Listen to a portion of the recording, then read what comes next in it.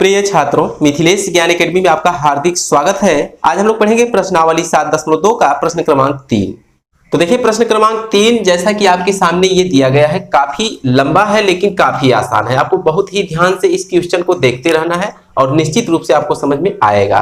तो यहाँ पर ये प्रश्न कह रहा है कि आपके स्कूल में खेलकूद क्रियाकलाप आयोजित करने के लिए एक आयताकार मैदान ABCD में, तो यहाँ पर देखिए ABCD एक आयताकार मैदान है। इसमें चूने से परस्पर 1 मीटर की दूरी पर पंक्तियां बनाई गई है। यहाँ पर पूर्ण विराम है। तो देखिए चूने से परस्पर 1 2 3 4 ऐसे ऐसे करके 10 पंक्तियां बनाई गई हैं। ये सब पंक्तियां हैं। तो इसके बाद है AD के अनुदिश परस्पर 1 मीटर की दूरी पर, तो देखिए A से लेकर D के अनुदिश परस्पर 1-1 मीटर की दूरी पर 100 गमले रखे गए हैं। ये हमारा प्रश्न कह रहा है। तो यहाँ पर पहला गमला, दूसरा गमला, तीसरा गमला ऐसे ऐसे करते हम जाएंगे तो आखिरी में 100वां गमला हमको मिलेगा। तो कुल AD पर 100 गमले रखे गए हैं। ये आपको निश्चित रूप से समझ में आ रहा होगा। इसके बाद है जैसा कि आकृति 7.12 में दर्शाया गया है। तो ये है आकृति 7.12। ये पूरी की पूरी आकृति है। निहारिका दूसरी पंक्ति में AD के 1/4 भाग के बराबर की दूरी दौड़ती है। तो कहने का मतलब निहारिका नाम की एक लड़की है। ये दूसरी पंक्ति है, इसमें दौड़ती है और दौड़ते दौड़ते कहां पहुंच जाती है कि इस पूरे AD के 1/4 भाग के बराबर। तो कहने का मतलब जब A से लेकर D तक 100 गमले रखे गए हैं, तो इसका जब चौथा भाग दौड़कर जाती है तो 100 में हम 4 से भाग देंगे, तब जाके उसकी स्थिति निकल कर आएगी कि कहां तक पहुंची है। तो 100 में हम 4 से भाग देंगे तो हमको मिलेगा 25। तो कहने का मतलब ये जो निहारिका नाम की लड़की है, यहां पर हरा झंडा गाड़ने के लिए जब पहुंचती है, अर्थात H जो हमको मिला है, X अर्थात भुज पर 2 कदम चलती है और यहां जाते जाते 25 कदम आ जाएगा। क्यों? क्योंकि हम 100 में 4 से भाग देंगे, क्योंकि 1/4 भाग वो दौड़ जाती है इस पूरे लंबाई की। तो 100 में 4 से भाग देंगे तो हमको निश्चित रूप से 25 मिलेगा। इसके आगे क्या कह रहा है? हरा झंडा गाड़ देती है। तो हरा को हमने H यहां पर मान लिया है। प्रीत 8वीं पंक्ति में, तो प्रीत नाम की एक लड़की है। चलिए उसको हम P से प्रदर्शित कर देते हैं। प्रीत नाम की एक लड़की है। ये 8वीं पंक्ति में AD के 1/5 भाग, तो देखिए A से लेकर D तक पूरा क्या था? 100 था। अब इसका 1/5 भाग अर्थात इसी में हम 5 से भाग देंगे तो हमको मिलेगा 20। अर्थात ये 20 कदम ऊपर की तरफ चलती है। कहां? Y अक्ष के अनुदिश। तो कुल मिलाकर 8 जो हमको मिला है वो भुज का काम करेगा। ये भुज को हमने पहले और कोटि को हम बाद में लिखेंगे, अर्थात 20। तो एक निर्देशांक हमको मिला है 8,20 और 8,20 लाल झंडे को गाड़ने की बात हो रही है। तो यहाँ पर हम लिख देंगे L और H मतलब हरे झंडे को गाड़ने के लिए 2,25 एक निर्देशांक हमको मिला और लाल झंडे को गाड़ने के लिए 8,20 दूसरा निर्देशांक हमको मिला है। तो कुल मिलाकर यहाँ पर आपको यही समझना था कि निर्देशांक उसका कैसे हमको ज्ञात होगा। तो यही है इन दोनों बिंदुओं के निर्देशांक। आगे क्या कह रहा है ध्यान से देखिए। दोनों झंडों के बीच की दूरी क्या है? तो दोनों झंडों के बीच की दूरी को ज्ञात करने के लिए निश्चित रूप से यहाँ पर निर्देशांक की आवश्यकता होगी, जो कि हमने आपको बता दिया। अब हम प्रश्न को हल कैसे करेंगे, अपने नोट्स में लिखेंगे कैसे, ये आपको बारीकी से समझना है। ये तो हमने रफ पर ऐसे ही समझा दिया है। इसके बाद आपको समझना क्या है कि सबसे पहले हम अपने हल में ये लिखेंगे कि AB X अक्ष के अनुदिश है और AD Y अक्ष के अनुदिश है। ऐसा हम अपने हल में लिख लेंगे सबसे पहले। तो आइए हम लिख लेते हैं। तो हमने यहाँ पर लिख दिया, आकृति में AB व AD क्रमशः X अक्ष और Y अक्ष है। तो कहने का मतलब A से लेकर B तक X अक्ष है और A से लेकर D तक Y अक्ष है। ये आपको अच्छी तरह से समझ में आ गया होगा। अब हम लिखेंगे कि हरे झंडे की स्थिति। तो हरे झंडे की स्थिति का मतलब उसका निर्देशांक। तो यहाँ पर लिखेंगे अतः हरे झंडे की स्थिति। तो देखिए जब हम हरे झंडे की स्थिति को लिखेंगे तो यहाँ पर हरे को हमने H से प्रदर्शित किया है। तो ऐसे लिख देंगे H का निर्देशांक। अब चूंकि जो हरा झंडा है वो निहारिका के द्वारा गाड़ा जा रहा है, तो निहारिका 2 कदम X एक्सिस पर चलती है, तो भुज को हम 2 लिखेंगे, जैसा कि अभी अभी हमने आपको समझाया था। यहाँ पर लिखेंगे 2, कॉमा लगा देंगे और वाई एक्सिस अर्थात एडी के अनुदिश 1/4 भाग चलती है, तो 1/4 का मतलब कि 100 गमलों का हम 1/4 करेंगे तो 25 चौका 100 होता है, तो हम 25 यहां पर लिखेंगे वाई का मान अर्थात कोटि का मान। तो ये है एच का मान 2,25 अर्थात हरे झंडे की यही है स्थिति। जस्ट इसी प्रकार से लिखेंगे तथा लाल झंडे की स्थिति। यहां पर देखिए लाल झंडा गाड़ा गया है किसके द्वारा? प्रीत के द्वारा। तो जब हम लाल झंडे की स्थिति की बात करेंगे तो यहां पर लिख देंगे एल, ऐसे ब्रैकेट में लिखेंगे। अब चूंकि जो लाल झंडा है एक्स एक्स के अनुदिश 8 कदम चली है, कौन? प्रीत नाम की लड़की, तो यहां पर 8 भुज का काम करेगा, तो हम लिख देंगे 8, कमा लगा देंगे।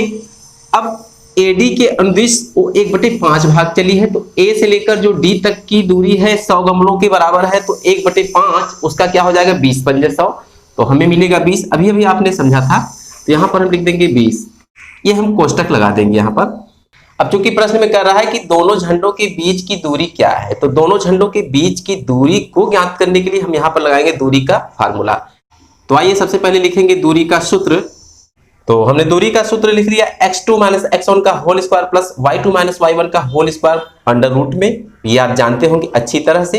तो यहाँ पर जो आपका ये H है अर्थात हरा झंडा, L है लाल झंडा, तो यहाँ पर हरे झंडे को हम पहला झंडा मान रहे हैं और लाल झंडे को दूसरा झंडा।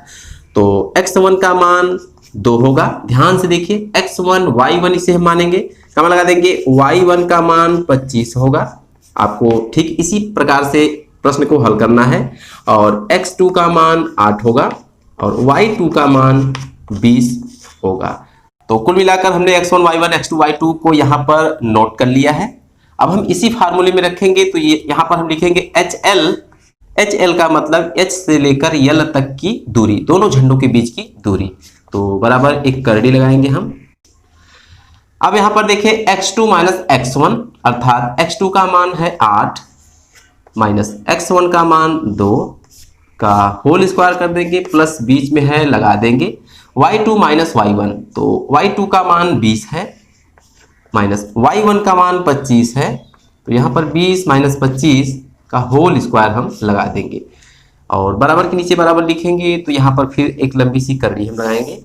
8 में से 2 घटाने के बाद हमको मिलेगा 6, तो 6 का वर्ग हो जाएगा, प्लस 20 में से 25 घटा देंगे तो हमको मिलेगा -5 का होल स्क्वायर लगा देंगे। फिर एक लंबी सी करड़ी लगाएंगे, तो 6 का वर्ग करेंगे तो हमको मिलेगा 36, प्लस को ऐसे ही रहने दीजिए, तो -5 का वर्ग करेंगे तो हमको +25 मिलेगा। तो इन दोनों राशियों को जब हम जोड़ेंगे तो हमको मिलेगा 61। तो यहाँ पर HL का मान करड़ी में 61 मीटर मिला है। इसका मतलब क्या हुआ कि हरे झंडे और लाल झंडे अर्थात दोनों झंडों के बीच की दूरी करड़ी में 61 मीटर हमको मिली है। अब प्रश्न इसके आगे क्या कह रहा है कि यदि रश्मि को एक नीला झंडा इन दोनों झंडों को मिलाने वाले रेखाखंड पर ठीक आधी दूरी अर्थात बीच में गाड़ना हो तो उसे अपना झंडा कहां गाड़ना चाहिए। तो इसके कहने का मतलब क्या है, आप ध्यान से समझिए, निश्चित समझ में आएगा। देखिए एक झंडा हरा हो गया, दूसरा झंडा लाल हो गया, तो रश्मि नाम की जो लड़की है इन दोनों के ठीक बीचों बीच एक नीला झंडा गाड़ना चाहती है। तो जब हम H को L से मिला देंगे, मान लीजिए ऐसे हम मिला देंगे, तो इसको मिलाने के बाद हम ये मान लेते हैं कि ठीक बीचों बीच पॉइंट यहाँ है, यहाँ पर एक नीला झंडा गाड़ा जा रहा है रश्मि नाम की लड़की के द्वारा। तो हमें ये बताना है कि जो यन है अर्थात जो नीला झंडा है उसकी स्थिति क्या होगी, उसका निर्देशांक क्या होगा, हमें उसी का निर्देशांक बता देना है, हमारा क्वेश्चन सॉल्व हो जाएगा। यहाँ पर देखिए H से लेकर N तक और N से लेकर L तक दोनों ही दूरियां समान है। क्यों? क्योंकि कह रहा है कि जो नीला झंडा गाड़ा जा रहा है ठीक बीचों बीच है, और बीचों बीच का मतलब ही होता है कि यहाँ पर एक अनुपात है तो यहाँ पर भी एक अनुपात होगा। तो इस फिगर को हम थोड़ा सा बाहर लेकर समझते हैं। यहाँ पर मान लीजिए कि H है और इससे कुछ दूरी पर N है और इससे कुछ दूरी पर अर्थात उतनी ही दूरी पर L है। तो कहने का मतलब H N L। अब उस फिगर को हमने यहाँ पर बाहर निकाल लिया है ज्यादा समझने के लिए। तो जितनी दूरी H से लेकर N तक है उतनी N से लेकर L तक है, ऐसा हमारा क्वेश्चन कह रहा है। तो यदि यहाँ पर 1 अनुपात इसको हम नाम दे दें, अर्थात h से लेकर n तक 1 अनुपात है, तो n से लेकर l तक भी तो एक ही अनुपात होगा, निश्चित रूप से होगा। तो कहने का मतलब यहाँ पर जो m1 का मान मिला है 1 और जो m2 का मान मिला है वो भी 1। तो यही हमें यहाँ पर सर्च करना था और जो कि हमें मिल चुका है m1 और m2 का मान। और जैसा कि आप जानते हैं कि h का मान हमें पता है, l का मान हमें पता है, तो हम इन दोनों मानों और m1 m2 की सहायता से विभाजन सूत्र लगाकर इसकी स्थिति को हम ज्ञात कर सकते हैं। यही है इस क्वेश्चन का हल। तो जब हमने दोनों झंडों के बीच n अर्थात नीला झंडा मान लिया है, तो हम यहाँ पर एक लाइन लिखेंगे कि माना दोनों झंडों के ठीक बीचों बीच n नाम का एक झंडा है जिसकी स्थिति x, y है। तो यहाँ पर हमने ये मान लिया कि दोनों झंडों के बीच एक बिंदु n है और जिसका निर्देशांक x, y हमने ऐसा मान लिया और x, y इन दोनों का मान ही हमें ज्ञात करना है।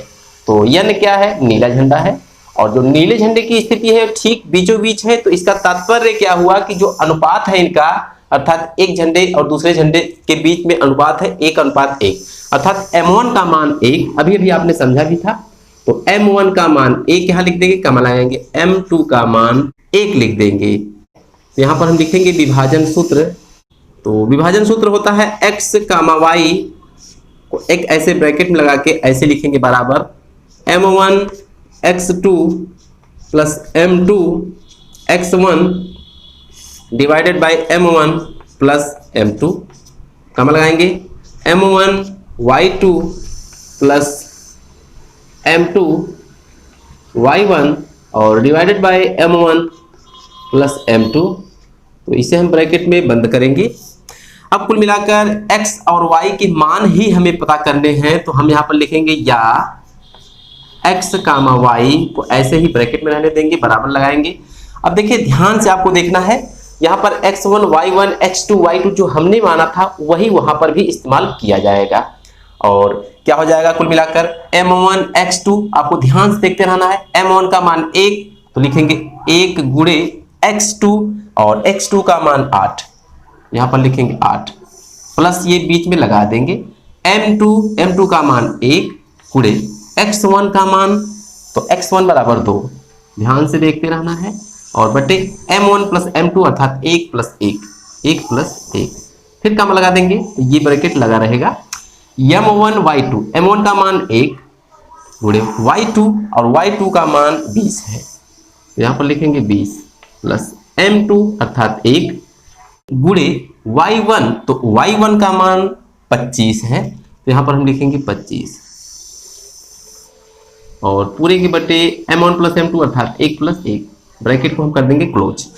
तो यहाँ पर हम लिखेंगे या x, y बराबर, देखिए 8 1 का 8 प्लस 2 1 का 2 और बटे 1 1 2, कम लगा देंगे 20 1 का 20 प्लस 25 1 का 25 और बटे 2, तो लिखेंगे बराबर 8 में 2 जोड़ेंगे 10 बटे 2, कम लगाएंगे 20 में 25 जोड़ देंगे 45 और बटे 2, तो 10 में 2 से भाग देंगे तो हमको मिलेगा 5, कम लगाएंगे 45 में 2 से भाग देंगे तो हमको मिलेगा 22.5। तो कुल मिलाकर x बराबर 5 और y बराबर 22.5 हमें प्राप्त हुआ है। तो इसका मतलब क्या हुआ कि जो रश्मि नाम की लड़की है इस पंक्ति में अर्थात 5वीं पंक्ति में और 22.5 मीटर की दूरी पर जाकर नीला झंडा गाड़ देगी, वो ठीक H और L के बीचों बीच होगा, अर्थात हरे झंडे और लाल झंडे के ठीक बीचों बीच होगा।